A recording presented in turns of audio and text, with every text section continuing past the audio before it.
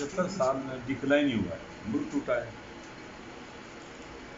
उसके बाद बाकी मानदा मुल्क जब उसके अंदर भी आपकी सूरत आपके सामने है, किस तरह से ये बिल्कुल कमज़ोर तरीन हालत में है, चीज़ें हिली हुई हैं। क्यों? रूल ऑफ लॉ नहीं है, आइन की हुक्मरानी नहीं, ना इंसाफी का दौर है, रवाज है ना इंसाफी। अवाम के साथ बात ही करते, जो मुखलिस हुक्मरान होते हैं अपने अवाम को इंगेज करते हैं, बात करते हैं, सुनते हैं उनकी बात और अवाम का एतमाद हासिल करते हैं। ऐसे रवैये नहीं अपनाते कि अवाम का एतमाद उठ जाए हुक्मरानों से, हत्ता रियासत से नाउमीद और मायूस हो जाए। यहाँ फिर दुश्मन फायदे उठाता है, वो दुश्मन पेनिट्रेट करता है, वो घुस जाता है। एक घर के अंदर भी अगर वालिदैन अपने बच्चे से मोहब्बत ना करें ना तो दूसरों के करीब चला जाता है और फिर बर्बाद तबाह हो जाते हैं। पाकिस्तान के अवाम इस वतन के बेटे हैं, मादरे वतन के फर्जंद हैं, वो पूरे मुल्क के अंदर ऐसी सूरत है। लिहाजा आपने इन मखसूस इन इलाकों को जो मर्जर वाले इलाके हैं केपी के और बलूचिस्तान के इलाके भी हैं, आपने वार के स्टर्न के अंदर तबाह बर्बाद किए हैं।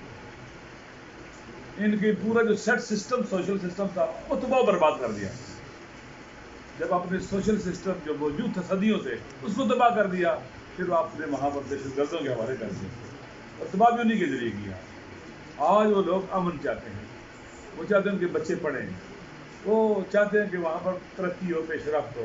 आपने वादे किए इस पूरे रीजन के साथ, इनको मंजर किया कि हम आपको आपके हुकूक देंगे, यहाँ इलाकों को बेहतर करेंगे, ऊपर लेके आएंगे, लेकिन आप वादा करके भूल जाते हैं। यानी आपकी ज़ुबान की कोई तो कीमत ही नहीं है। इंसान जो जवां मर्द होते हैं बात कह देते हैं उसको बच जाते हैं। फिर आप कैसे हुक्मरान हैं? आप किस तरह के मुक़्तदर लोग हैं कि आपकी बात का कोई एतबार ही ना हो? तो मेरे ख्याल में ये पीछे सुकून नहीं है। मैं अक्सर ये बात करता रहता हूँ, ऐसे जो काम किए जा रहे हैं जानबूझकर हमें टुकड़ों में बांटा जा रहा है, तकसीम किया जा रहा है ताकि हमें कौम ना बन सके, नेशन बिल्डिंग ना हो, ताकि सोसाइटी अपनी सोशल पावर अपने हकूक़ के लिए जो ज़रूरी है उसके लिए वो खो बैठे, कमज़ोर माशरा हो, इनके गिरेबान ना पकड़ सके। वो कहें जी ये चमन वालों का मसला है, ये कुरम वालों का मसला है, ये बाजोड़ वालों का मसला है, ये फलां का मसला है, ये सराइकी का मसला है, ये सिंधी का है, ये पंजाबी का है, ये फलां इलाके का है। ये हमें एक कौम बनने नहीं दे रही है। टुकड़ों जो वो देखते हैं कि लाहौर, इस्लामाबाद, ये शहर लगता है पाकिस्तान में नहीं हुआ है, किसी और मुल्क में आ गए हैं। यहाँ इतनी तरक्की और पेशरफ्त और वहाँ देखें किस सूरत है। मेरे ख्याल में जो पाकिस्तान के वसाइल हैं इनकी मसावी आदिलाना तकसीम होनी चाहिए, इनका आदिलाना खर्च होना चाहिए ताकि हमारा वतन तरक्की करे और आगे बढ़े, पेशरफ्त हो। मैं जो कुछ भी असद कैफी साहब ने कहा है मैं उसको मैं बहुत तारीफ करता हूँ और बाद और भी बातें जो मुनासिब है कि जनाब चौधरी साहब करें, खान साहब करें, ताकि चीज़ें जो है वो ज़्यादा से ज़्यादा वाज़ेह हो जाए, क्योंकि वो इन इलाकों के हैं। और उन इलाकों में एक बात खाली कहना चाहता हूँ, हमारे इलाके में गैस निकली गुजर खान के इलाके में, सबसे पहले वहाँ के लोगों को मिली, गाँव देहातों में जगह जगह गैस गई है। ये चीज़ जो गुजर खान में जहाँ से निकली सबसे पहले किसको हक दिया गया? वहाँ के लोगों को।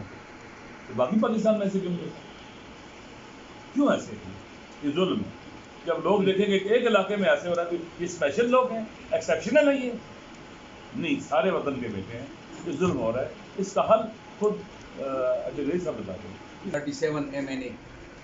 सबसे पहले मैं भी अमन अमान की बात करूँगा। हमारे पुरम में, ख़ासकर सेंट्रल पुरम में फिर तालिबान ने सर उठा लिया है और मेन मसला ये है कि 50, 40, 60 बंदे आते हैं घर में बाई फोर्स, खाती पीते हैं और सुबह जब वो निकल जाते हैं उस घर वाले बेचारे उनको उठाया जाता है कि क्यों खाना खिलाए। मेन मसला है, हम ये कहते हैं कि आप वो अरेंज कर लें ना, तालिबान को उनका बंदोबस्त कर लें, उनको ख़त्म कर लें, बजाय इसके कि गरीब लोगों को उठाया जाए और उनको गायब कर दिया जाए। मेन एक मसला ये है। दूसरा ये कि दूसरी जगहों पे लोड शेडिंग बिजली का है, हमारे यहाँ रोड शेडिंग भी है। हमारा रोड 8, 9, 10 घंटे सिर्फ खुला रहता है 24 घंटे में, बाद में बंद कर देते हैं। तो आपका जनाजा खड़ा है एम्बुलेंस में या मरीज खड़ा है, जो भी है, रोड बस बैरियर नीचे डाल दिए और आगे लोग नहीं जा सकते। और लोग पता नहीं क्या मसला है, रोड खुला है, सब कुछ भी नहीं है और सिर्फ इस नाम पे कि अमन अमान का मसला है और रोड बंद रहता है। اور تیسرا جو ہے NLC والے جو ہیں بارڈر پہ انہوں نے اپنی حکومت قائم کی ہے، ادھر اپنی مرضی چلا رہے ہیں، نئے اسکیم لا رہے ہیں، وہ وہاں پہ تجربات کیے جا رہے ہیں. غلام خان میں ایک قسم کا چل رہا ہے، اور آگے درخم میں دوسری طرح، اور ہمارے اس میں خرلاچی میں یہ جو قانون نافذ کر رہے ہیں اس کی وجہ سے سارا ٹریڈ بند ہے اور لوگ ابھی بھی دھرنے پہ بیٹھے ہیں. میں یہ کہتا ہوں کہ یہ ایک ہی قانون قائم کرے، FBR بھی اور جو بھی ہے وہ کسٹم والے ایک ہی قانون کے مطابق اس بارڈر کو چلایا جائے. اور آگے سے ایک مین مسئلہ ہمارا ٹیکس ہے لینڈ کا. ہمارے چونکہ جتنی بھی مرج ایریا ہیں اس میں صرف بالاچینار جو ہے وہ سیٹل ایریا ہے، اس میں انتقال اور یہ رجسٹری وغیرہ چلتی ہے. تو دوسری جگہوں پہ 2% ٹیکس ہے اور ہمارا ادھر 23% ٹیکس ہے، جس کی وجہ سے بالکل جو میوٹیشن ہے میں وہ روکا ہوا ہے. کوئی لینڈ اس میں پرچیزنگ وغیرہ نہیں ہو رہی ہے اس ٹیکس کی وجہ سے. تو میں یہ کہتا ہوں گورنمنٹ سے اور ان قائدین سے مطالبہ کرتا ہوں کہ یہ ٹیکس ہمارا بھی اسی طرح 2% کا کیا جائے. اور ساتھ ہی مرج ایریاز میں ایگریکلچر ٹرانسفارمیشن ایک پروجیکٹ انہوں نے کھولا تھا، اس میں جو امپلائیز تھے وہ باقاعدہ تھرو پبلک سروس کمیشن آئے ہوئے ہیں اور اس کو ابھی وائنڈ اپ کر رہے ہیں. وہ جتنی بھی لوگ ہیں پوری مرج ایریاز میں، دوسری ایجنسیوں میں بھی فاٹا ایریاز میں، اب وہ بے روزگار ہو رہے ہیں. تو میرا یہ مطالبہ ہے کہ اس کو ختم نہ کیا جائے، اس کو جاری رکھا جائے تاکہ وہ ان امپلائمنٹ نہ ہو. تو یہ میرے میزائل مار دیے جائیں لیکن حکومت ہمیں فیسیلیٹیٹ کرے. یہ ہمارے مطالبات ہیں. حکومت سامنے نہیں آ رہی، حکومت مطالبات سن لیتی ہے اس کے بعد غائب ہو جاتی ہے. اس لیے میں مذمت کرتا ہوں، یہ ایک اسرائیل نواز حکومت ہے جن کے اندر اتنی جرت اور اتنی کرج اور اتنی جرت اور بہادری نہیں ہے کہ کم از کم حماس کے ساتھ کھل کر کھڑی ہو جائے. انشاءاللہ ہمارا یہ دھرنا پرامن دھرنا ہے، یہ جاری رہے گا، اس وقت تک جاری رہے گا جب تک غزہ کو بچایا نہ جا سکے اور رفع آپریشن رکوایا نہ جا سکے. میں طلبہ و طالبات سے، میں ماؤں سے کہتا ہوں، میں بچوں سے کہتا ہوں، یہ آپ کا دھرنا ہے.